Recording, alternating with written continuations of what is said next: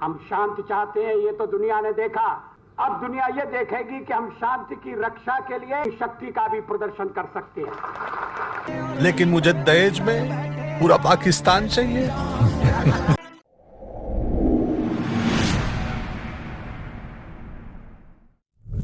क्या आपने कभी सोचा है कि राजनीति की इस कीचड़ भरी दुनिया में कोई ऐसा भी इंसान हो सकता है जिसे उसके कट्टर दुश्मन भी प्यार करते हों?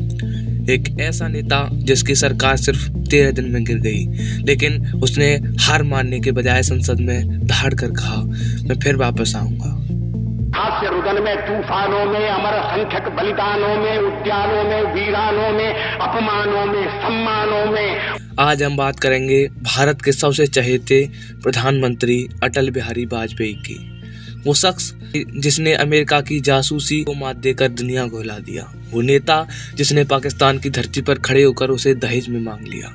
लेकिन क्या ये सब इतना आसान था? आज के वीडियो में हम अटल जी के जीवन के उन पन्नों को पलटेंगे जिन्हें देखकर आपके रोंगटे खड़े हो जाएंगे। चलिए गहराई से समझते हैं।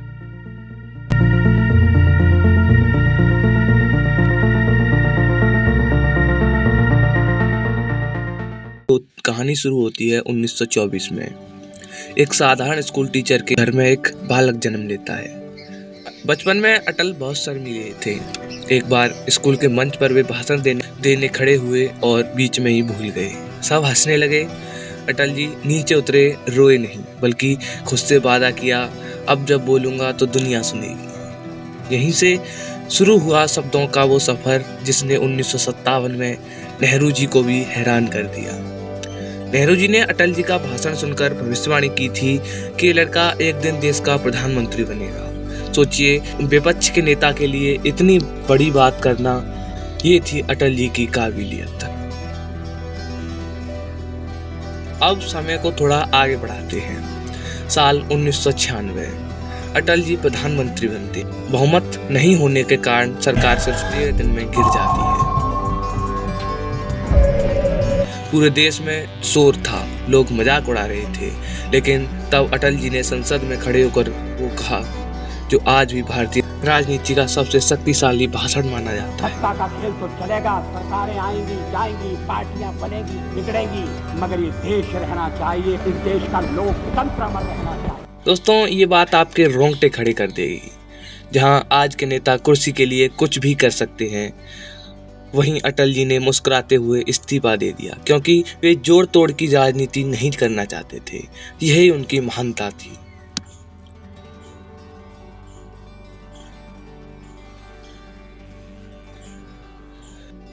अब आती है वो घटना जिसने भारत को दुनिया की महाशक्ति बना दिया।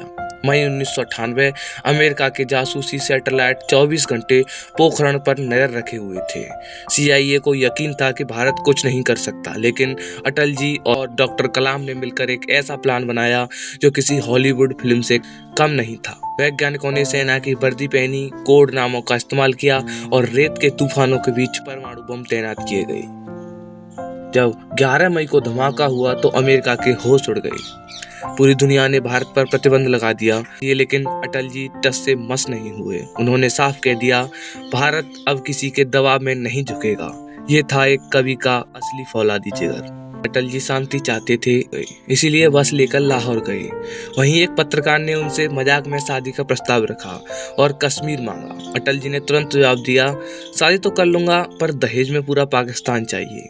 ये उनकी हाजिर जवाबी थी। लेकिन जब पाकिस्तान ने पीठ में छुरा भोंपा और कारगिल में घुसपैठ की तो अटल जी ने नरमी छोड़ दी। उन्होंने सेना को खुली छूट दे दी और ऑपरेशन विजय के जरिए तिरंगा फहराया।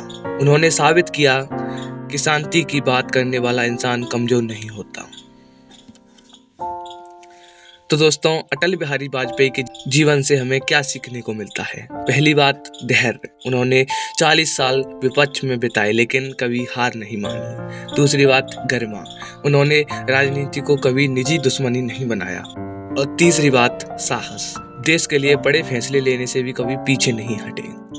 अटल जी आज हमारे बीच नहीं है, लेकिन उनकी कविता हार नहीं मानूंगा, रार नहीं ठानूंगा आज भी हमें मुश्किलों से लड़ना सिखाती है। आपको अटल जी की सबसे अच्छी बात क्या लगी है कमेंट में जरूर बताएं। वीडियो पसंद आया हो तो शेयर कीजिए। मैं मिलूंगा आपसे अगले वीडियो में। जय हिंद। टूटे हुए सपने की सुने कौन सिसकी, अंतर को चीर व्यथा पलकों पर ठिठकी, हार नहीं मानूंगा रार नहीं ठानूंगा, काल के कपाल पर लिखता मिटाता हूँ, गीत नया गाता हूँ, गीत नया।